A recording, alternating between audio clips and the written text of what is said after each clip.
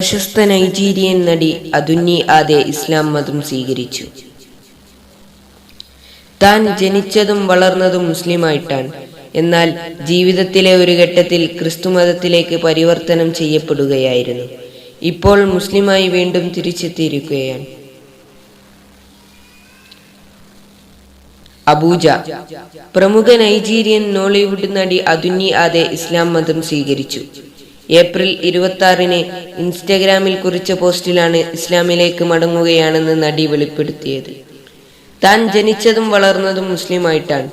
എന്നാൽ ജീവിതത്തിലെ ഒരു ഘട്ടത്തിൽ ക്രിസ്തുമതത്തിലേക്ക് പരിവർത്തനം ചെയ്യപ്പെടുകയായിരുന്നു. ഇപ്പോൾ മുസ്ലിമായി വീണ്ടും തിരിച്ചെത്തിയിരിക്കുകയാണ്.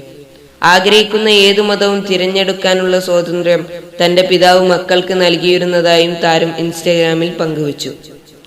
തന്റെ അമ്മയും രണ്ടാനമ്മയിലുള്ള തന്റെ സഹോദരിമാരും ക്രിസ്ത്യാനികളാണെന്നും രണ്ടാനമ്മയിലുള്ള തന്റെ സഹോദരന്മാർ മുസ്ലിങ്ങളായിരുന്നുവെന്നും അതുന്നി പറയുന്നു.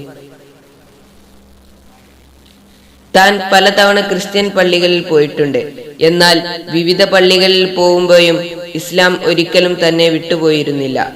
ഇസ്ലാമിൽ നിന്ന് പഠിച്ച കാര്യങ്ങളെ അടിസ്ഥാനമാക്കിയുള്ളതായിരുന്നു തന്റെ ജീവിതശൈലിയെന്നും നടി വ്യക്തമാക്കി.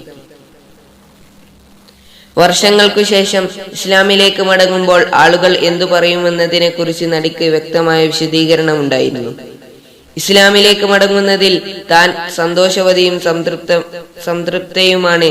ഇസ്ലാമിന്റെ വഴിയിൽ തനിക്ക് കൂടുതൽ അനുഗ്രഹങ്ങൾ ലഭിച്ചു.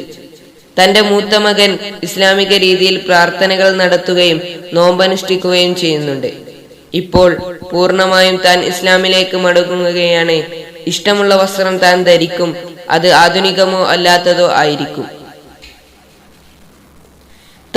തന്റെ സ്വന്തം താല്പര്യങ്ങൾ തീരുമാനിക്കാൻ നിങ്ങൾ ആരാണ്?